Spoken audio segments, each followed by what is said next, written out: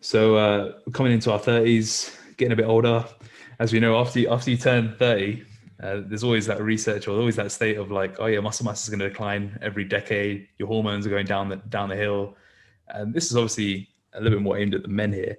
But what are you guys' thoughts on TRT, testosterone replacement therapy, hormone replacement therapy, or similar scenarios and protocols? Would you consider it? For me personally, Silence. I'd say yeah, I'm 30 now, so this is a big concern for me. Hopefully not for a few years, at least till I'm 32. It's something that I'm going to admit I'm not 100% up to date on all the research and stuff with it. My view at the moment is that it wouldn't be a hard no if I felt that my quality of life was really dipping due to that, and there weren't factors that I could necessarily control outside of it. But it's something I would want to do a lot more research on before I then committed to it. I'd also want to make sure 100% it was been done through a registered doctor with their supervision. The thought of just buying a bottle of something from some guy in the changing rooms at the gym like scares the life out of me. That's not TRT. No, I know exactly. And but I think there's a lot of people who are doing that, who are justifying it in their heads as, oh, I'm doing TRT, and also when you hear some of the dosages that people justify as TRT, I think again it's what TRT is maybe a bit of a bastardized terms in some places. But I think if I thought that it could improve my quality of life significantly, and I couldn't do that by just looking after lifestyle factors or whatever, it's something I'd be open to looking into more. But it's not something that thankfully I'm suffering from any issues around that at the moment. So it's not something I've researched too much for myself personally. The funny thing is, you said about the TRT, what really constitutes TRT. I remember when I was heavy into listening in the bodybuilding circles, people would be like, oh yeah, I'm just going down to a gram of test for the next couple of weeks. Just TRT dose, It's all relative, right? And for anyone wondering, I think TRT is around like 100 to 200 milligrams, is it? Yeah, somewhere around that, right? So a gram is not anything like TRT. Yeah, it's whatever you need to get you within like the normal range. Okay, yeah. But they'll never be putting you on a gram or 2 grams, will they?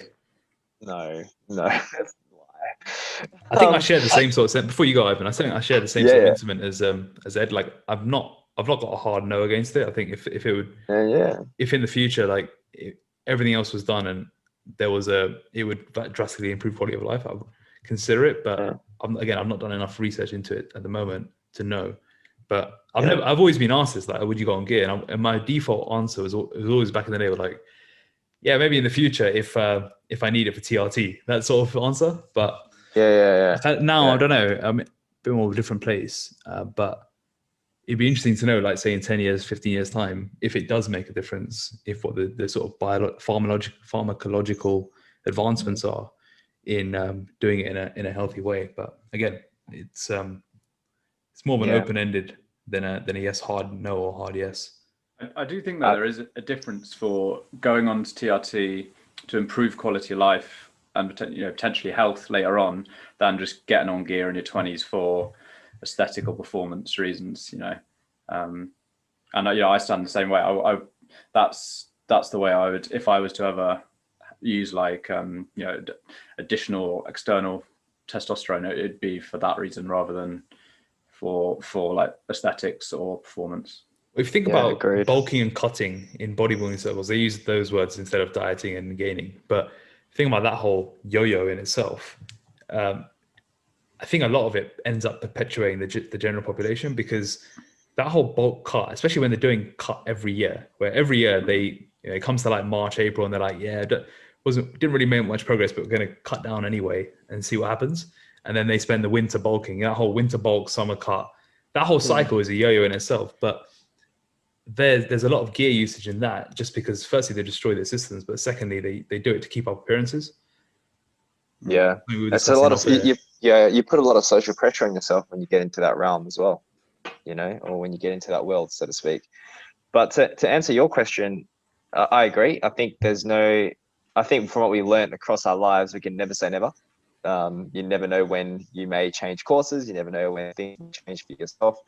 But obviously, I think it was like last year or a while ago now when I had my blood drawn, and I could see, testosterone was quite low, it was half a gonadal. So technically, I would have been legally okay to take TRT if that was the route that I wanted to go down. So obviously I had a meeting with my endocrinologist, all that sort of stuff. But even between that time, I did start to get into a lot of research on the whole side of things as much as I could, right? Because it is a very murky area. There are many self-proclaimed experts, or locker experts, as they say, who who claim to know the ins and outs of testosterone and whatnot. So it was very interesting, but fundamentally what it came down to, even though my blood work showed low testosterone, etc., everything else was perfect. Like everything else was in the top range. All my other health parameters are really good. And also I had no symptoms. You know what I mean? Like I was reading up on when you have low testosterone, the symptoms that you feel are obviously, you struggle to stay lean. No. You struggle to gain strength. No. Your motivation to like get up and tackle the day is low, or you don't want to do any work. You just have no drive.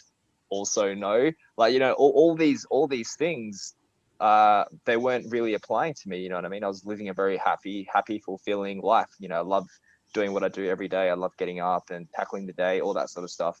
So all these signs, all these were not sort of conducive with my blood work, And then I've seen other people who had like much higher test levels than me, who were within the normal range, who are still suffering from low testosterone like symptoms. So I went down many rabbit holes and seeing what could it be, what's going on here. And I think we spoke about it with regards to like androgen receptor sensitivity. I could just be very good at using whatever testosterone I do have. Yada yada. It's getting a little bit off topic, but that's sort of what made me go, well, no, I'm not gonna get on TRT now. Not now. Everything is going perfect for me the way I'm living my life. If being on the leaner side is tanking my test levels for some reason on the blood work, but it's not really showing up in real life, then I don't think that's no reason for me just to get on TRT. And especially if my doctor and both my doctor and endocrinologist were like, well, you don't have any symptoms. You're functioning really well. You're not, you don't have anything that could be indicative of hypergonadism, all that sort of stuff. You're fine. And then after they sort of gave me that, I was like, okay, cool. I'm just going to continue living my life and be happy. And I'm not going to really worry about TRT, because I was contemplating. I was like, well, okay, well, what would happen if I just brought my test levels back up to the normal range with TRT? And then it's like, well, okay, then you got to think that is a lifelong commitment as well. That is something now that you pretty much got to take for the rest of your life. You got to get frequent blood work done to make sure everything is in check. And I, number one, hate needles, absolutely hate them. So having to know I have to like inject myself and get more and more frequent blood work to make sure everything is fine, that would also just be another stressor for myself. And yeah, like the way I see it, I don't see how adding TRT to my life would increase the quality of my life, because remember, like I don't really care about the whole muscle building side of things anymore. Like I'm past that phase of my life.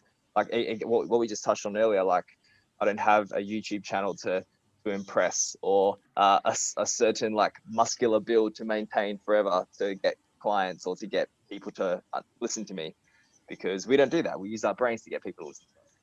So I just had no reason to really get on TRT. But as both of you have mentioned, if we do run into issues later on down the line, if I feel that my health is suffering because of it, one thing I am potentially concerned about, which doesn't show up immediately, is osteoporosis and loss of bone density due to low testosterone.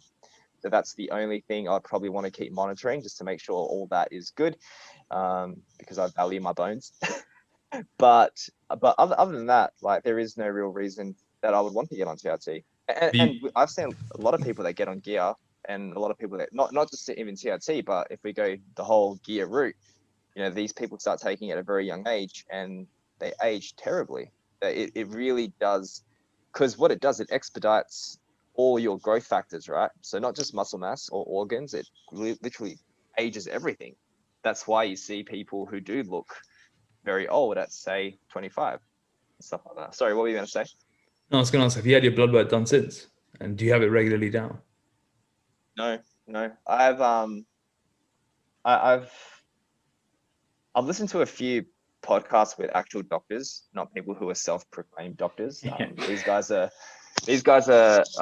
Austin Baraki and Jordan Feigenbaum. They run Barbell Medicine, so they both medical practitioners, and they actually advocate not just getting tests done every year just to see what's happening under the hood, because that's a lot of the time that can be just a waste of resources, and also just what's the right word? Enticing unnecessary stress and fear into people. So people are getting like bloods done without any symptoms. And even I remember my doctor actually saying that, well, you have no symptoms. Why do you want to get your test levels done? I just want to have a look. He actually asked me that question when I looked back, and all the sort of stress that sort of caused, a lot of it was sort of unnecessary, right? And also what he mentioned to me was, because I got my bloods done, that could have been roughly when my body was still recovering from like a really, really extended cut as well. So maybe my hormones just a little bit lower than what they actually were, what they are currently, but the actual blood work was matching up how I was feeling. So that's really interesting. The whole don't just check what's under the hood, because I know a lot of people advocate that. Like, especially when you get past 40, you hear like, you're 40 years old now. Every 3 to 6 months, you should be getting your blood work done. So then you can use the right supplements to make sure everything is going well. Whether they have a supplement company or not, that's up for grabs. But even outside of that, when you just you do hear of that often. Like, you're past 40 now, get your bloods done. I've not actually had a full panel done. I keep putting it off. Part of me, but then I'm like, I don't know if it's because I've just not come around to doing it, or it's just like, it's exactly that. It's like, I feel fine, so I don't have a need to do it. Does that make sense? Yeah. Again, like, I don't know, I'm sort of on the fence too. It's like, okay, I get that, but what if something could be stopped? Yeah. If you caught it early. Proactively. I think that was my argument. But then I think I have to listen to the podcast again and talk about it more. But I remember listening to it going, okay, that makes sense. They always make a lot of sense when it comes to these things, and they just make like big topics like that really simple. And it's good hearing it from actual MDs who lift and who are also into health. So I've had them done once. I was just trying to think there. Like, everything kind of came back in a good place. So I can't even remember any numbers now. It's kind of thing I would have thought I'd remember more, but everything was kind of fine. So I didn't really and I just asked for it again, just like you probably did, Ivan. Just wanted to know a bit more about it. I think it's interesting what you said about not necessarily needing to do those checking under the hood. I think I was just thinking there, like, a lot of obviously like bodybuilders and things recommend doing it semi-regularly, but again, they're putting a cocktail of drugs into them on a regular basis, and so I think in those situations, things can be happening without you necessarily having symptoms. And obviously then it's better to get on top of things. But yeah, if you're living a natural lifestyle, maybe it's not needed as frequently then. I think it'll be interesting to see how that goes in the next sort of 10 15 years, because right now it's not a priority, but it may not necessarily a priority, but it's not a concern. It may unravel in various ways. I was thinking about the whole low test argument for people in their 20s and 30s, and I think we touched on it earlier, maybe just before we got on record, around purpose in life as well, and how that can drive low testosterone factors, and also just living a life full of stress is obviously gonna, if you've got constantly elevated stress levels, that's always going to impact your testosterone. And when I think to people who potentially use testosterone replacement therapy in their 20s or early 30s, or even potentially worse, going on gear with no real bodybuilding ambitions, just to kind of fix some insecurities potentially, I do worry for those long term, because they're gonna have that fake feeling of good, masking for what's really going on under the hood, if you want to carry on that analogy. And again, I think it could also be, instead of asking, okay, why is my testosterone low? Like, why am I feeling this way mentally? And as I was saying earlier, it's that lack of purpose, or that lack of drive, that lack of ambition. or not having anything to really work towards in life, or not feeling like you're adding value in some way. All those things can plummet your testosterone psychologically. They've done research showing like stupid experiments saying, people's testosterone skyrockets after watching porn or watching like a motivational clip, and they use that to go train. It's just like, yeah, that's all transient increases. It just shows you like hormonal things are also quite transient in general, and they are very dependent on how you feel about yourself psychologically. There's a guy, I'm sure you guys have heard of him, Robert Sapolsky, the guy who wrote Zebras Don't Get Ulcers, right? A lot of his research was done into stress, and he was seeing how your own perceived level of hierarchy within whatever group you're in can also contribute to your testosterone levels. So you may be like, you may not feel important at your job or whatever it is, but then if you can come home and you see your kids run towards you, or your wife gives you a big hug and stuff, like you feel like you have hierarchy in that family, right? And it's like these kids are relying on you, this family is relying on you, and you feel good about yourself because that's who you are. So and all those things are far more important, or cultivating those things, I think, would be far more beneficial in upregulating your own levels of testosterone, as well as like managing stress and sleep and all those good health practices that we all talk about. But I think many people don't talk about that aspect of testosterone, because dopamine and testosterone are also very linked. And we know dopamine is what drives you to move forward and make progress in life, and to love what you do. And, all those good things that come with just being a productive person also seem to correlate with better testosterone levels too. The reason why that's not spoken about enough, because that's a lot harder. Yeah. Because then you got to actually cultivate things in your life which are different to where you are now. If you're feeling, if you're someone who's down in the dumps, feeling like you haven't got any purpose or meaning, and you're in your late 20s and 30s, well, you shouldn't be needing testosterone therapy. And you don't want to make that step, but rather you want to, go on the needle, then it's a lot easier. Yeah. It's very true. It's a quick fix. Yeah, it links back to just every other crutch, just the fact that, using steroids helps you look better externally. You might think, oh, that's better than maybe binge eating or using recreational drugs or whatever, but like it all falls into the same category of a crutch, and you're using something else to try and cover up the deeper issues below. Yeah. The big one is, I think the one that's not spoken about enough is the exercise element. I think it comes probably because we were talking about more in the fitness circles, but how much exercise can be a crutch for people. Here are people doing like 3-4 hour sessions in the gym, people who don't know, people whose only outlet in life is training, and they can't live without it because it's their outlet. And it's our outlet as well, but it's not our only outlet. It's not our only way of dealing with life. So that's something to always address, so that if your outlets are just tied into physical, externally beneficial benefits, then there's something in that as well. Yeah, but as we've spoken about, like how what you do with exercise helps you deal with those issues around you, because it gives you that it's sort of like boosts your own levels of testosterone on its own without having to sort of artificially take it, and obviously allows you to put yourself under stress so you can handle stressful situations, etc. Get you think more clearly. And yes, we've discussed this, that just because you go out and you go for a 4-hour gym session doesn't mean you're going to come home and all your problems are fixed.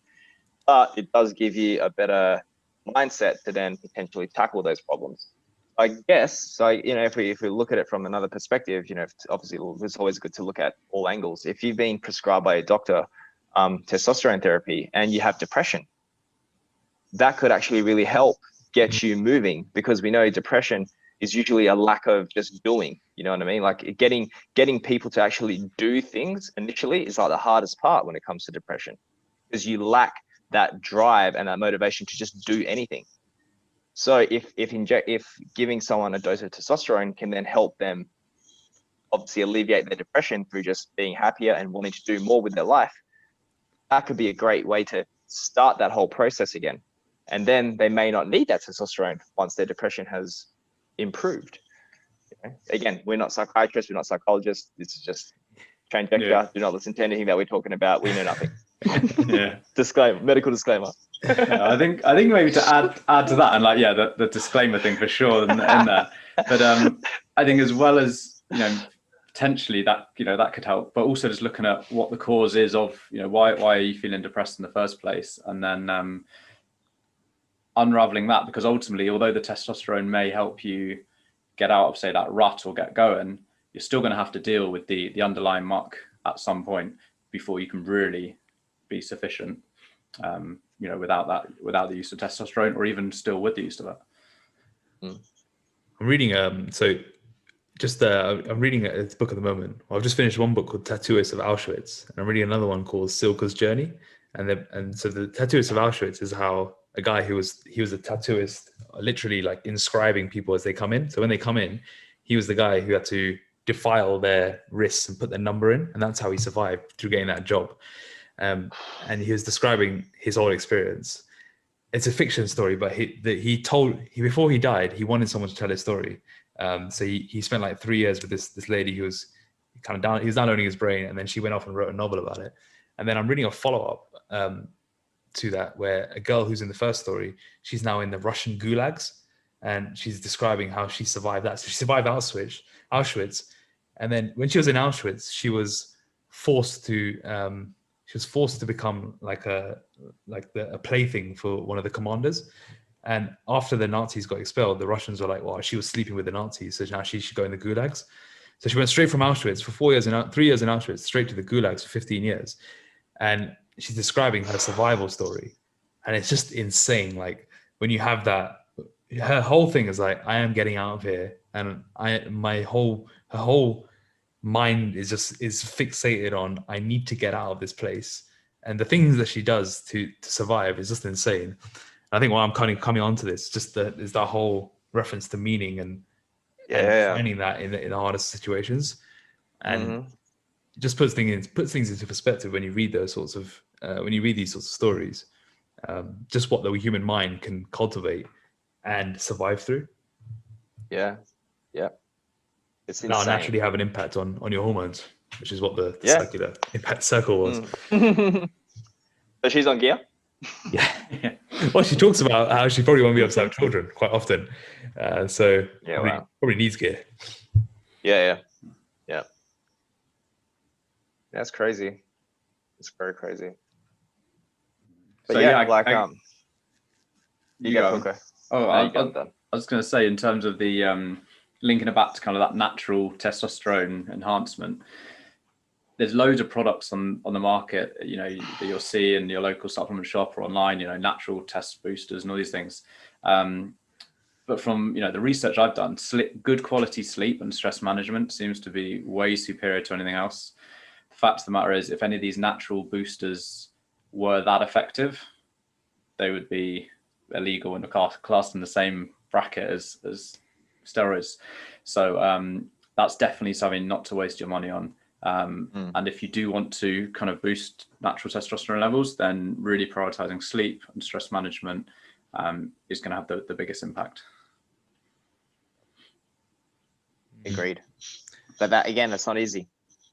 Simple, it's not easy, and it's not a quick fix either, is it? So what do you think are good signs that you have got good testosterone? Because you probably, a lot of people listening thinking, have I got good testosterone levels? Have I got good hormonal levels? Like what are some easy subjective measures that you can start thinking about, so whether your hormonal profiles are in good place or not? Talk about males specifically. Just can start with males, yeah. I would say the morning erection is probably a good one. That's probably just a really good overall indicator. Like, are you waking up with pitching a tent? A tent. That's the one. Yeah. It's been so long, I forgot.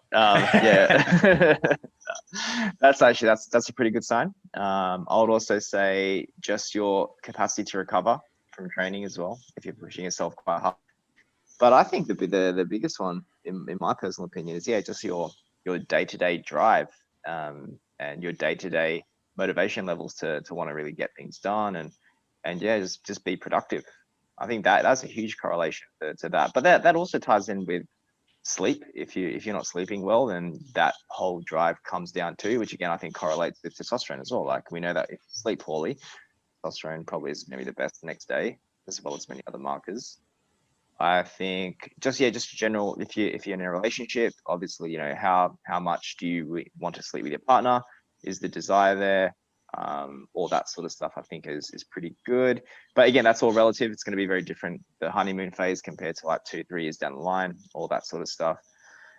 I'm not too sure about like the just wanting to, people who talk about just wanting to sleep with everyone they meet, that sort of thing. I don't think that's like testosterone driven.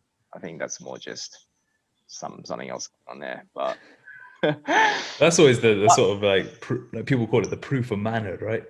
Is are you always wanting to have sex? Yeah. We'll talk about it, just so people know how manly you are. I think 13-year-old boys are probably the most manly boys out there, aren't they? That's it. Yeah, if you're getting boners at work, it's a pretty good sign of testosterone as well. Just random boners popping up. At least you know your test is in a good place. I'm gonna make some great gains in the gym later. How funny was that phase though of boyhood? Yeah. No, not now. just as the bus pulls up to your stop.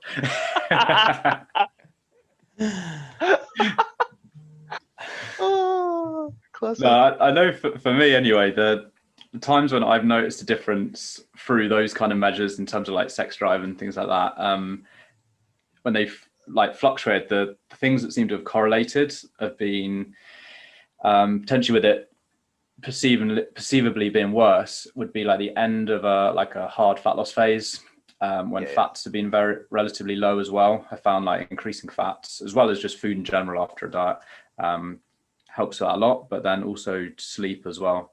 If there's been periods when like normally stress and low levels of sleep come hand in hand, but like when those things have been that worse, it's a knock-on effect. And then I know once I've got like life in a good place, controlling general lifestyle variables well, things improve.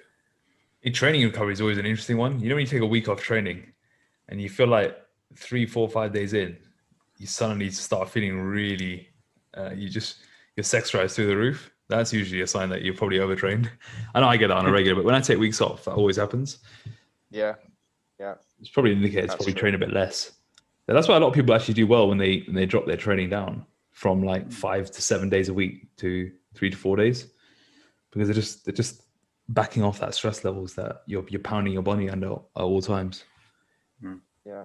And or potentially just implementing periodic kind of like deloads as well. Or devolume phases. I think, especially if consistent, can be worthwhile. Do you remember the strength coach Ian King? He's an Australian guy. I've heard of the name, yeah. Yeah, he used to talk a lot about proactive deloads. He used to talk about on an extent for natural people. He was quite extreme with his deloads. He'd say like every 4th week you should take like either a half week completely off or take the full week off. He used to describe various deloading patterns in order to keep hormonal profiles in state and continue with strength gains. Yeah, but I would say that for the average person, if your programming is in check and it's well structured, you need like a full week off like that, in my opinion. And again, if you've got other things yeah. But I think if you need that full week of deloading, I would look at your programming and go, you're not an athlete. What's going on here? Like, you're not peaking for a certain event. I think that's where deloads come in really handy, right? You want to peak for a certain event and you strategically overreach, all that sort of stuff. But I think I should already added a caveat. This was referring to strength athletes, yeah. Yeah. That's cool. That's right. I think deloads are a good topic to talk about anyway. Like, I know it's on the theme of today, but yeah, I think if you find that your training you feel like it's training burning you out every couple of weeks, then you need to be looking at other things in your life that are causing that to happen, because your training should not be doing that to you to that extent. I think the more common deloads do seem to be more prevalent in like the strength based kind of side of things. And then if you're more into the bodybuilding and hypertrophy side of things, they're not needed as frequently just because it's not as neurologically demanding. But I do think there can be an argument if you are very consistent. And I think if you are missing the odd session, either just due to like say poor organization, or just because you have life things that crop up, so you might not do all your sessions every week, they're not such a concern because you're almost getting those mini deloads organically. But I think if you are very consistently training hard, and you struggle to have those down weeks, it can be good to then like actually plan ahead and formally put them in, because otherwise it can be very easy just to just keep pushing through if you are very focused and consistent. I find mine's usually around like 8 to 10 weeks. I usually need a kind of a back off period. Does your performance drop?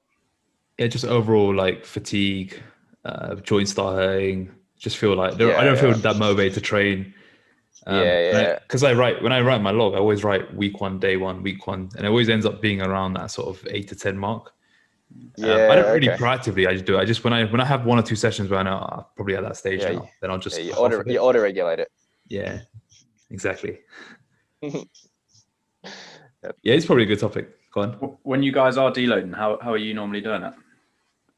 I usually just take a week off. I just take a period off, like either 3 to 4 days if I'm feeling like just a little bit under it, or take a full week off, and then just do more walking and stuff like that. I can't go to the gym and do like 50% loading and all of that. So back when I was doing a lot of barbell stuff, the way I would do it would be very like reactive. So it'd be like reactive deloading, meaning if I go into the gym, because we all know our feelings can sometimes lie. So I would always use performance as the proxy to be like, okay, this specific exercise needs a deload, because just because you may fail on your squat doesn't mean that you still can't do leg curls, or doesn't mean that you still can't do like shoulders or arms, right? So it's usually like if you really look at it, it's usually 1 or 2 exercises that may need a deload, so to speak. So what I used to do, because I used to do a lot of full body, if I started off with like RDLs or squats and that set didn't go to plan, like my rep target I was like 4 reps shy of what I should have hit, I'm like, okay, that needs a deload. So what I would do for that first set, literally strip all the way back, either just move on to the next exercise or just do some speed work, so like a couple sets, nothing close to failure, and then just move on to the next exercise. And usually I found it was only like one or every exercise after that I felt like I could still perform well. It was more just that one exercise, and then I'll come back in a few days and do it again. So I used to sort of do like reactive deloading. So I would specifically deload when my performance on a certain lift told me to deload. But yeah, I found that especially with the ones that involve the spine a lot, that's very relevant. Yeah, and again, I was a bit of a gym junkie, still am. So I think still be able to go. I think more recently, I think in the last couple of years, it's more like I just try and time it with life. Obviously, in lockdown, I've had less of that, so that's the only issue. But normally, it's quite an easy way to do it. I think sometimes even if you just miss 1 or 2 sessions, can make all the difference. Like just a long weekend, just do like a half week can make all the difference in how you feel and your drive. But I also think this topic of deloads only matters to people that actually train hard. I think the majority, 99% of people don't need deloads because they don't warrant it. They need to be applying intensity in order to warrant a deload. Yeah, everyone trains hard. What's that? Everyone? Everyone trains hard, right? Yeah.